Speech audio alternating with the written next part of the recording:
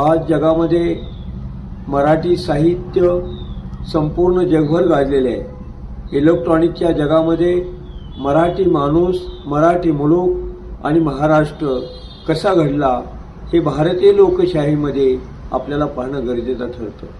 भाषावार प्रांत रचनेमध्ये महाराष्ट्र 1 मे 1960 साली महाराष्ट्राची निर्मिती झाली आणि त्या काळामध्ये महाराष्ट्रासाठी, मराठी भाषेसाठी, संयुक्त महाराष्ट्रासाठी 57 साली लोकशाही महान लेखक अण्णाभाऊ साठे, गवाणकर साहेब, अमर शेख या सर्वांनी महाराष्ट्राच्या कानाकोपऱ्यात, वाडी वस्तीत, गावागावात संयुक्त महाराष्ट्रासाठी आपल्या शाहिरीमधून अत्यंत समृद्ध असं काम केलं।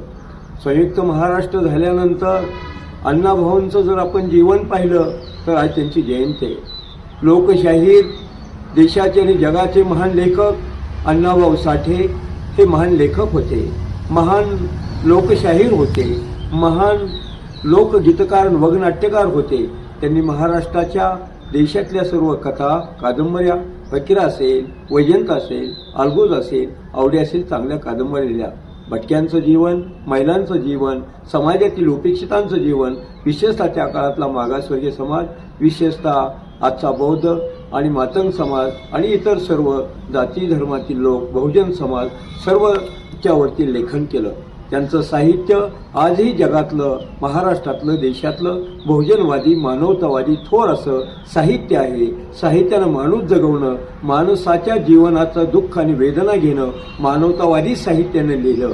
संतांनी साहित्य लिहिलं तसंच अण्णाभाऊंनी या देशातल्या सर्व नाहिरे वर्गाचं दुःख, वेदना, शोषितांचं जगामध्ये आपली लेखणीद्वारे त्यांनी साहित्य मांडलं आणि एक महान लेखक म्हणून आज 1 ऑगस्ट 2025च्या निमित्तानं त्यांची महाराष्ट्रभर, देशभर जयंती साजरी होत आहे आणि त्यांच्या जयंती निमित्तानं माझ्या मनपूर्वक सर्व समाजाला, या देशाला, नागरिकांना, लोकशाही त्या सर्व लोकांना माझ्या मनापासून शुभेच्छा।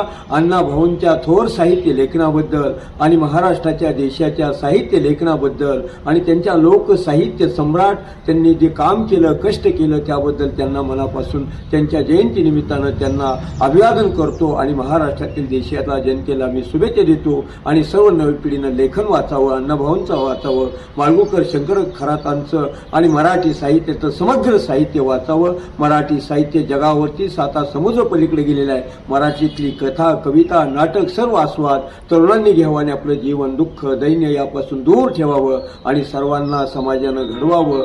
अशाच प्रकारच्या अण्णाभाऊंच्या जयंतीनिमित्तानं आपल्याला सांगावं लागेल, युवकांनी त्यामधून प्रेरणा आणि स्फूर्ती घ्यावी आणि राष्ट्र घडण्याच्या